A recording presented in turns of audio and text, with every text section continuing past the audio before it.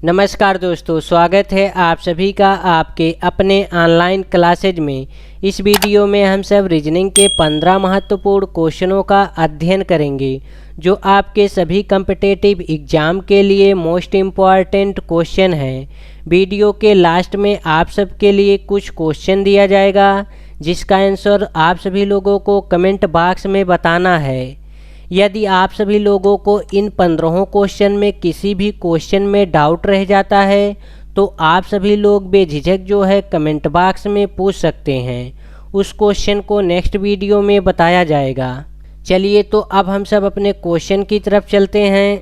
Question number 1 में दिया गया है लुप्त पद ज्ञात करें। यहाँ पे देखिए दिया गया है 81, 729, 9 और यहाँ पे दिया गया है 64, 512, 8। यहाँ पे दिया गया है 49 क्वेश्चन मार्क और यहाँ पे दिया गया है 7 क्वेश्चन मार्क के स्थान पर हम सबको बताना है कि यहाँ पे क्वेश्चन मार्क के स्थान पर क्या आएगा। चलिए अब इसको सॉल्व किया जाए। यहाँ पे देखिए 9 का वर्ग लिखा हुआ है। 9 का वर्ग करेंगे तो यहाँ पे हो जाएगा 81 और 9 का जब हम सब क्यूब करेंगे तो यहाँ पे हो जाएगा 729। यहाँ पे 9 का क्यूब किया गया है और यहाँ पे 9 का वर्ग किया गया है। इसी प्रकार से यहाँ पे देखिए 8 का वर्ग किया गया है और यहाँ पे 8 का क्यूब किया गया है। 8 का वर्ग करेंगे तो 64 हो जाएगा और 8 का क्यूब करेंगे तो 512 हो जाएगा। अब देखिए यहाँ पे 49 लिखा हुआ है। 49 जो है 7 का वर्ग होता है। अब हम सब 7 का क्यूब करेंगे तो 7 का क्यूब होता है 343। क्वेश्चन मार्क के स्थान पर 343 हो जाएगा। 343 जो है ऑप्शन सी में दिया गया है। ऑप्शन सी इसका राइट आंसर हो जाएगा 343। अब हम सब नेक्स्ट क्वेश्चन की तरफ चलेंगे। क्वेश्चन नंबर 2 ए बी की बहन है, सी बी की माता है, डी सी का पिता है, ई डी की माता है, तो ए का डी से क्या संबंध है। यहाँ पे हम सबको ए का डी से संबंध बताना है। चलिए अब इसको चित्र के माध्यम से सॉल्व कर दिया जाए। मेल के लिए हम सब वर्ग का प्रयोग करेंगे और फीमेल के लिए हम सब वृत्त का प्रयोग करेंगे। चलिए अब इसको चित्र के माध्यम से सॉल्व कर दिया जाए। ए बी की बहन है, बी की जो बहन है ए है, तो यहाँ पे हो जाएगी ए। बहन है तो इसको हम सब वृत्त में रखेंगे। अब आगे कह रहा है सी बी की माता है, बी की जो माता है सी है, सी माता जी हैं तो इनको हम सब वृत्त में रखेंगे, वृत्त में। इसके बाद कह रहा है डी सी का पिता है, सी का जो पिता है डी है, यहाँ पे हो जाएगा डी। पिता है तो इसको हम सब वर्ग में रखेंगे। आगे कह रहा है ई डी की माता हैं, डी की जो माता जी हैं ई हैं, माता जी हैं तो इनको हम सब वृत्त में रखेंगे। आगे कह रहा है तो ए का डी से क्या संबंध है। देखिए अब यहाँ पे चित्र बन गया है। अब हम सबको बताना है ए का संबंध डी से। अब देखिए डी का संबंध हम सब ए से बताएंगे। अब हम सबको बताना है डी से क्या संबंध ए का है। तो देखिए डी की ए पुत्री सी है और इसकी पुत्री ए है तो इसकी नातिन हो जाएगी नातिन। नातिन देखिए किसी भी ऑप्शन में नहीं लिखा हुआ है। ऑप्शन डी में लिखा हुआ है पोती, तो इसका राइट आंसर हो जाएगा पोती। लेकिन बेटी के बेटी को नातिन कहा जाता है। अगर यहाँ पे बेटा का बेटी होती तो पोती हो जाती। ऑप्शन में नातिन कहीं पे लिखा नहीं गया है इसलिए पोती हो जाएगा। अगर पूछ लेता ए का डी कौन है तो ए का डी जो है नाना हो जाते, नाना। अब हम सब नेक्स्ट क्वेश्चन की तरफ चलेंगे। क्वेश्चन नंबर 3 कुछ समीकरण किसी विशेष प्रणाली के आधार पर हल किए गए हैं। अनुत्तरित समीकरण को उसी प्रणाली का प्रयोग करके हल कीजिए। यहाँ पे देखिए समीकरण दिया गया है। यहाँ पे लिखा हुआ है यदि 10 - 3 = 12 12 माइनस 4 बराबर 13, 14 माइनस 5 बराबर 14, तो 16 माइनस 6 बराबर यहाँ पे क्वेश्चन मार्क के स्थान पर क्या आएगा? क्वेश्चन मार्क के स्थान पर हम सबको ज्ञात करना है। अब देखिए यहाँ पे 12 जो है किस प्रकार से आया है। यहाँ पे हम सब करेंगे 10 माइनस 3 बराबर 12, तो 12 यहाँ पे किस प्रकार से आया है? 10 में से हम सब 3 निकालेंगे तो यहाँ पे आ जाएगा 7, 7 में हम सब 5 जोड़ेंगे तो यहाँ पे हो जाएगा 12। अब देखिए इसी प्रकार से यहाँ पे दिया गया है 12 माइनस 4 बराबर 13। अब देखिए यहाँ पे 13 भी इसी प्रकार से आएगा। 12 में से हम सब 4 निकालेंगे तो यहाँ पे हो जाएगा 8, 8 में प्लस 5 ऐड करेंगे तो यहाँ पे हो जाएगा 13। अब देखिए यहाँ पे दिया गया है 14 माइनस 5 बराबर 14, 14 में से 5 निकालेंगे तो यहाँ पे हो जाएगा 9, 9 में प्लस 5 जोड़ेंगे तो हो जाएगा 14। यहाँ पे देखिए 14 आ गया।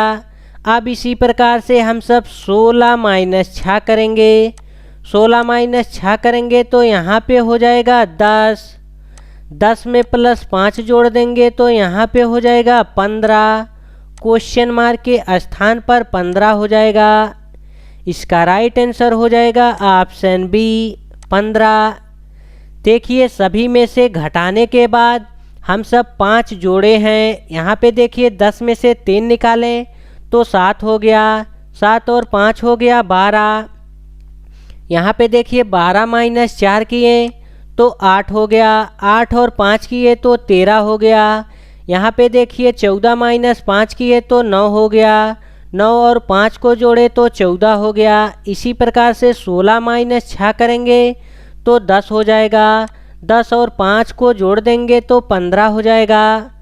अब हम सब नेक्स्ट क्वेश्चन की तरफ चलेंगे। क्वेश्चन नंबर 4, सेल, लोमड़ी और मांसभक्षी, इसका वेन डायग्राम बनाना है। इसका वेन डायग्राम जो है किस प्रकार से बनेगा? सबसे पहले हम सब बनाएंगे गोला मांसभक्षी का। ए वाला गोला हो जाएगा मांसभक्षी का गोला हो गया। मांसभक्षी के अंतर्गत शेर और लोमड़ी दोनों आएंगे। ए वाला हो जाएगा लायन और ए वाला हो जाएगा फॉक्स। देखिए इस प्रकार से चित्र जो है ऑप्शन सी में दिया गया है। ऑप्शन सी इसका राइट आंसर हो जाएगा। मांसभक्षी के अंतर्गत शेर और लोमड़ी जो हैं दोनों आएंगे। चलिए अब हम सब नेक्स्ट क्वेश्चन की तरफ चलते हैं। क्वेश्चन नंबर 5, दिए गए कथनों के संबंध में कौन सा कथन सही है? यहाँ पे देखिए कथन दिया गया है। कथन में कह रहा है आनंद एक कलाकार है। आनंद एक कलाकार है तो ए वाला गोला हो जाएगा आनंद का। एक कलाकार है तो ए वाला गोला हो जाएगा कलाकार का। कलाकार। अब इसके बाद कह रहा है कलाकार सुंदर होते हैं तो ए वाला गोला हो जाएगा सुंदर का। सुंदर। अब देखिए निष्कर्ष में कह रहा है सभी सुंदर लोग कलाकार होते हैं तो सभी सुंदर लोग कलाकार नहीं होते हैं, कुछ सुंदर लोग कलाकार होते हैं। ऑप्शन ए जो है गलत है। ऑप्शन बी को चेक किया जाए। ऑप्शन बी में लिखा है आनंद सुंदर है तो देखिए आनंद जो है सुंदर है। ऑप्शन बी जो है सही हो जाएगा। ऑप्शन सी को चेक किया जाए। आनंद सुंदर नहीं है तो आनंद सुंदर है। ऑप्शन सी भी गलत हो जाएगा। ऑप्शन डी सुंदर लोग कलाकार नहीं होते हैं तो सुंदर लोग जो होते हैं कलाकार होते हैं कि नहीं इसका निष्कर्ष नहीं निकल सकता। इसका राइट आंसर हो जाएगा ऑप्शन बी। अब हम सब नेक्स्ट क्वेश्चन की तरफ चलेंगे। क्वेश्चन नंबर 6, विषम की पहचान करें। यहाँ पे देखिए 4 ऑप्शन दिया गया है और इन चारों ऑप्शनों में से हम सबको ढूंढना है कि कौन सा ऑप्शन जो है विषम है। ऑप्शन ए में दिया गया है महासागर।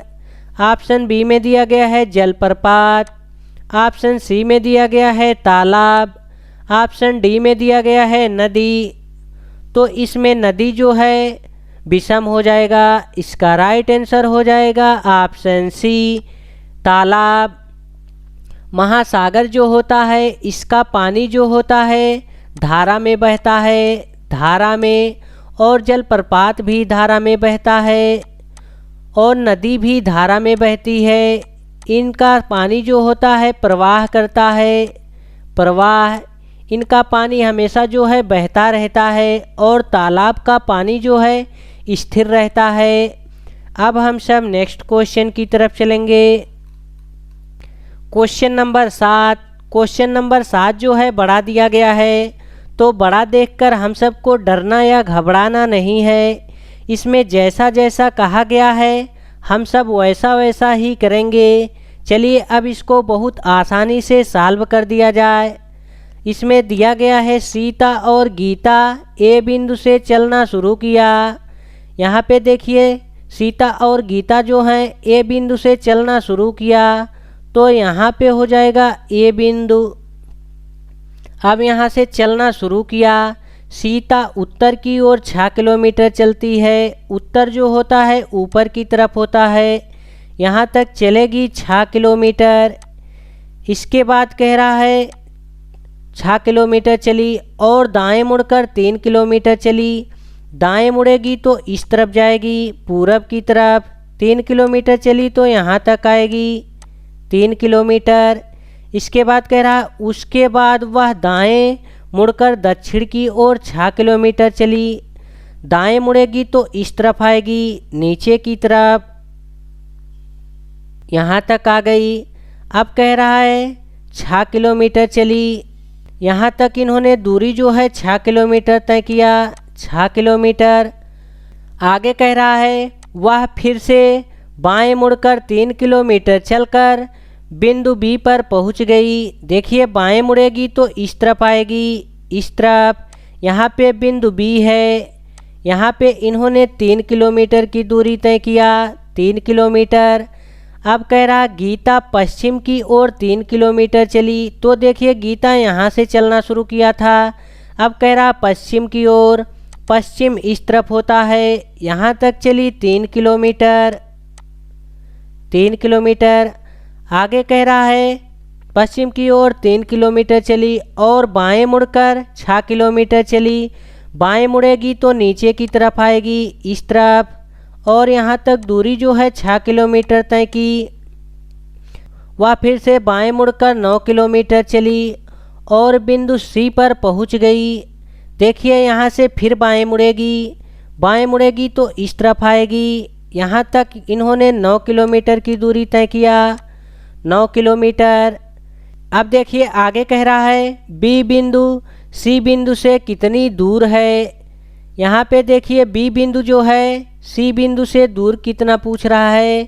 यहाँ से देखिए यहाँ तक कितनी दूरी है, तो बी से सी तक दूरी जो है 6 किलोमीटर है, 6 किलोमीटर। देखिए यहाँ पे दूरी दिया गया है 6 किलोमीटर, यही वाली दूरी यहाँ पे भी होगी, तो इसका राइट आंसर हो जाएगा ऑप्शन डी 6 किलोमीटर। अब हम सब नेक्स्ट क्वेश्चन की तरफ चलेंगे। क्वेश्चन नंबर 8, विषम की पहचान करें। यहाँ पे देखिए 4 ऑप्शन दिया गया है और इन चारों ऑप्शनों में से हम सबको बताना है कि कौन सा ऑप्शन जो है विषम है। यहाँ पे देखिए ए में लिखा हुआ है 83, बी में लिखा हुआ है 64, सी में लिखा हुआ है 56 और डी में लिखा हुआ है 98। तो देखिए ऑप्शन बी जो है 64 जो लिखा हुआ है 8 का वर्ग लिखा हुआ है, वर्ग लिखा हुआ है, तो इसका राइट आंसर हो जाएगा ऑप्शन बी। ऑप्शन बी जो है इन तीनों से विषम है। अब हम सब नेक्स्ट क्वेश्चन की तरफ चलेंगे। क्वेश्चन नंबर 9, श्रीमान दास ने अपने घर से 12 किलोमीटर की दूरी पर अपने मित्र के घर के लिए सीधे यात्रा शुरू की। श्रीमान दास का घर यहाँ पे है, यहाँ पे श्रीमान दास का घर है और इन्होंने यहाँ से चलना शुरू किया और यहाँ तक इन्होंने 12 किलोमीटर की दूरी तय किया। यहाँ पे इनके मित्र का घर है। आगे लिखा हुआ है वह वापसी पर उसी मार्ग पर 8 किलोमीटर चले और दाएं मुड़कर 4 किलोमीटर चला। अब यहाँ से इन्होंने 8 किलोमीटर वापस आया तो यहाँ तक आ गए 8 किलोमीटर और कह रहा है इसके बाद दाएं मुड़ा। दाएं मुड़ेगा तो इस तरफ जाएगा ऊपर की तरफ। कह रहा है कि 4 किलोमीटर की दूरी जो है तय किया, यहाँ तक दूरी 4 किलोमीटर तय किया। ये वाली दूरी 8 किलोमीटर है, टोटल दूरी 12 किलोमीटर है। आगे कह रहा फिर वह अपने बाएं मुड़े और 4 किलोमीटर चले। बाएं मुड़ेगा तो इस तरफ आएगा पश्चिम की तरफ और यहाँ तक इन्होंने 4 किलोमीटर चला।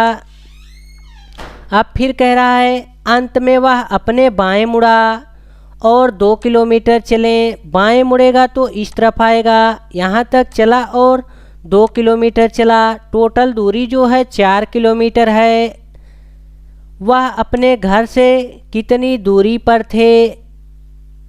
अब देखिए अपने घर से दूरी पूछ रहा है तो इसका घर यहाँ पे है और इसका घर यहाँ से यहाँ तक बताना है।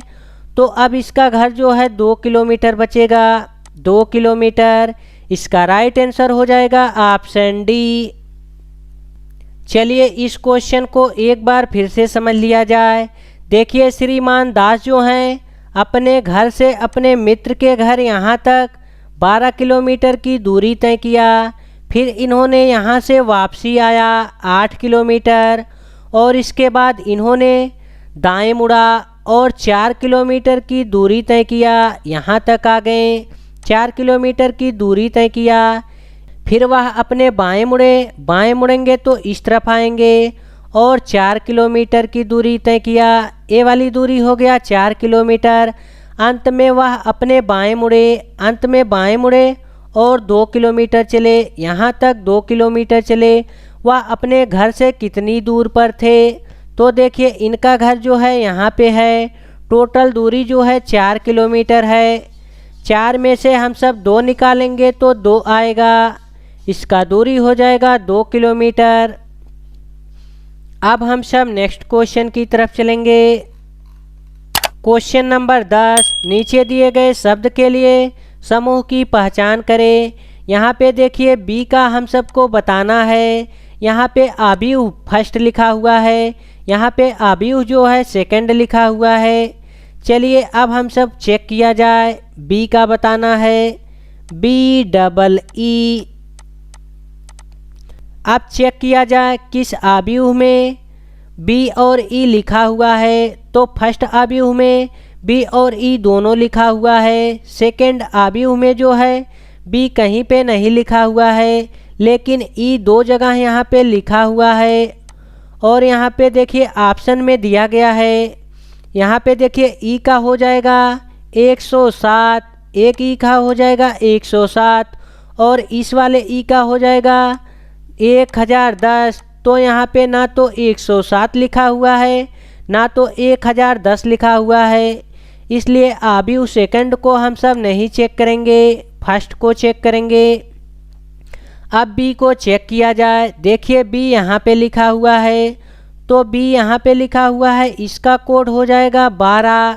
बी के स्थान पे हम सब 12 लिखेंगे। अब ई को चेक किया जाए। ई कहाँ पे लिखा हुआ है? देखिए ई यहाँ पे लिखा हुआ है, इसका ई का कोड हो जाएगा 21। यहाँ पे 21, तो यहाँ पे हम सब 21 लिख देंगे, 21। अब देखिए ई कहाँ पे लिखा हुआ है? फिर देखिए ई जो है यहाँ पे लिखा हुआ है, यहाँ पे। अब इसका जो हो जाएगा 15, ए वाले ई का हो गया 15।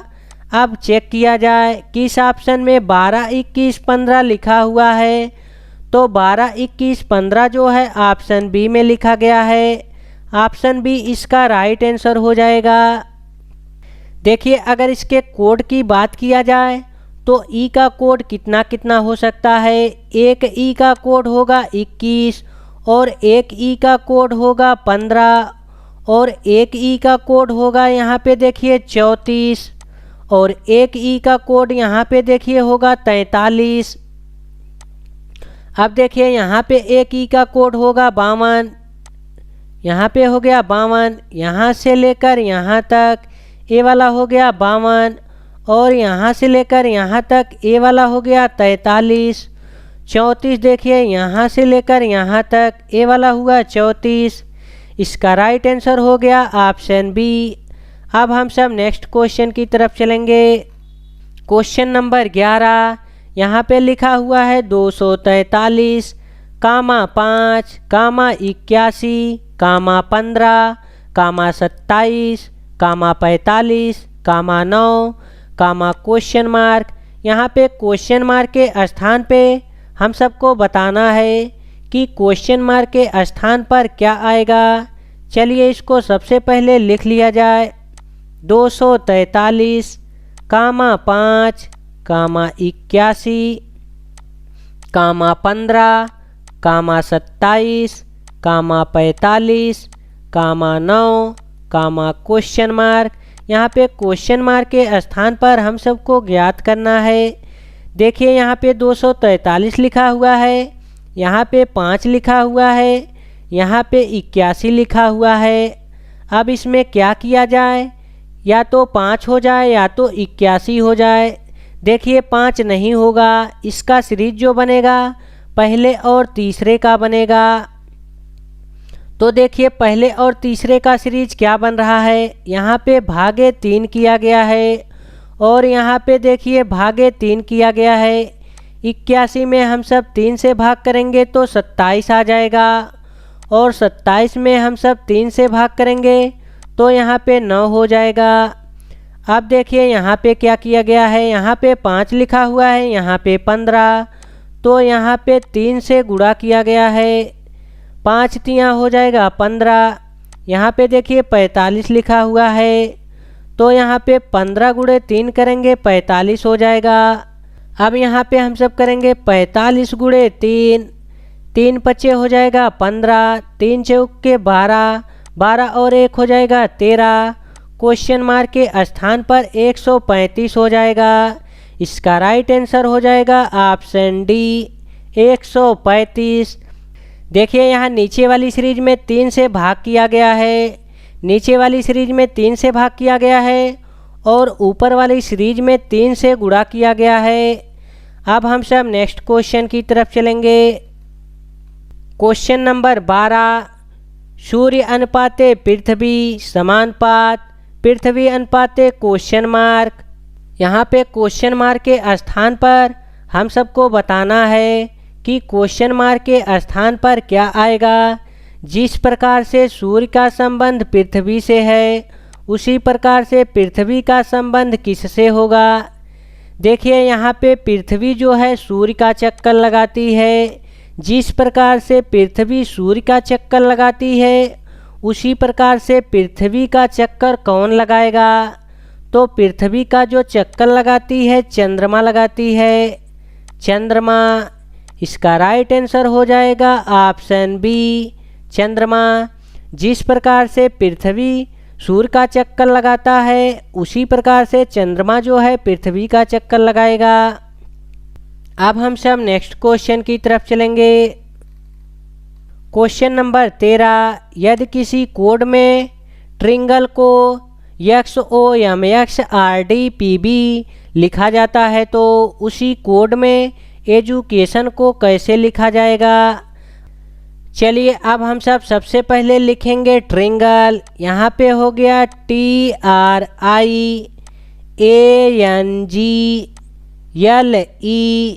ट्रिंगल। ट्रिंगल को लिखा गया है XOMXRDPB।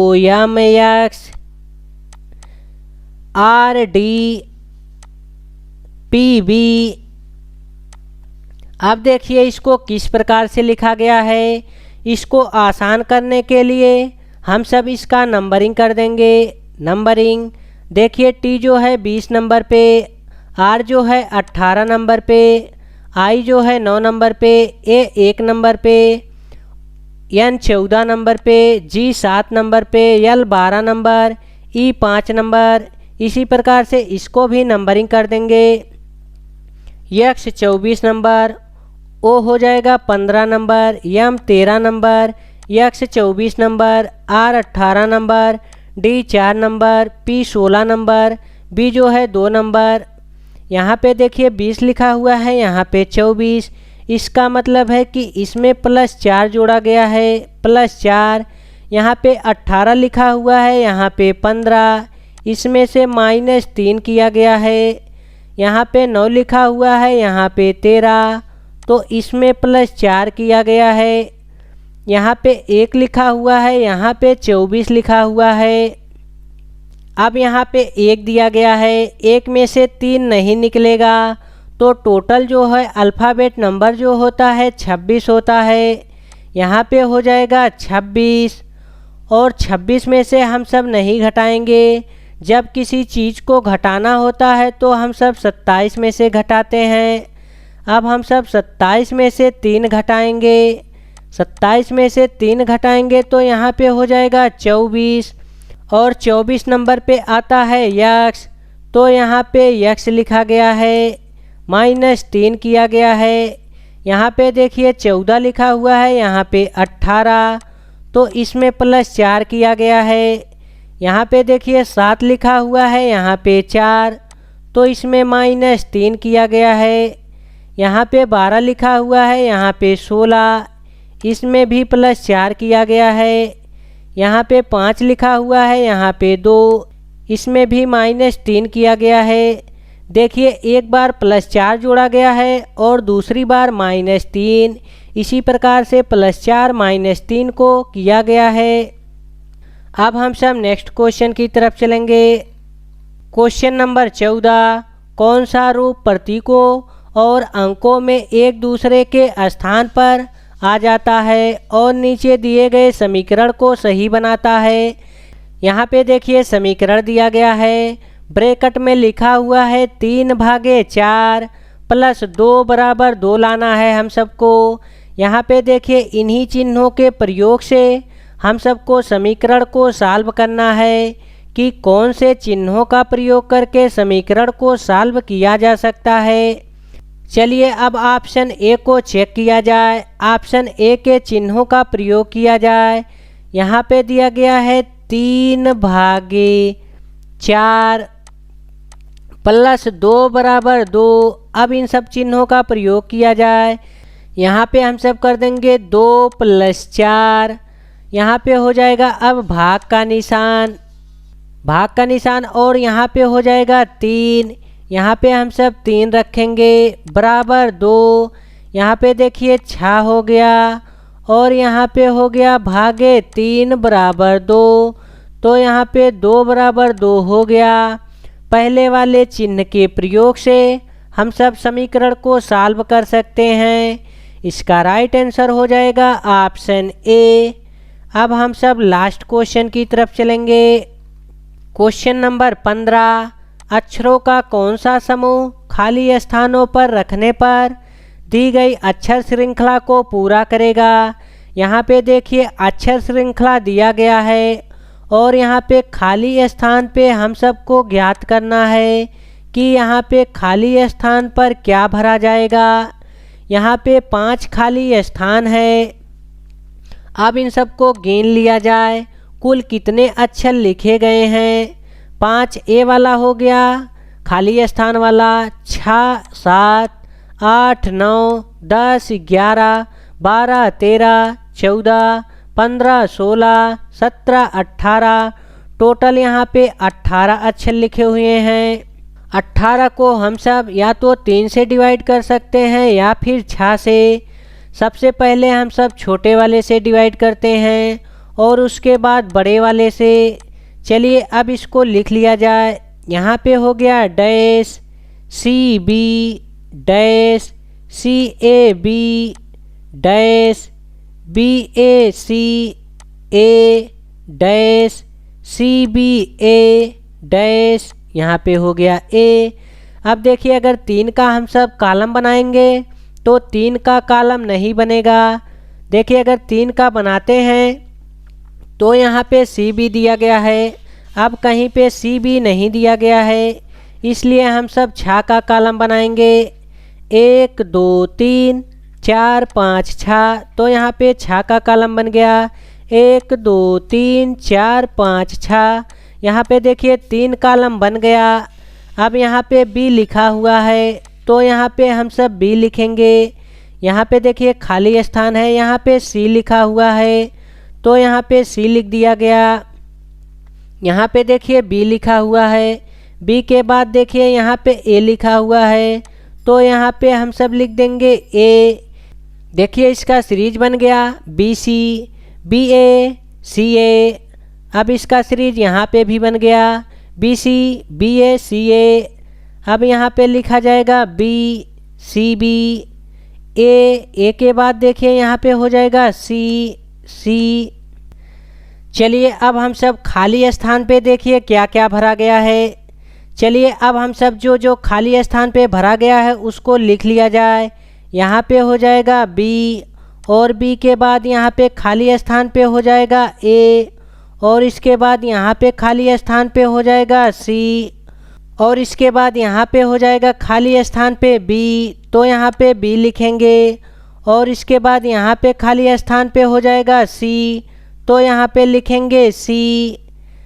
अब चेक किया जाए किस ऑप्शन में बी सी लिखा गया है।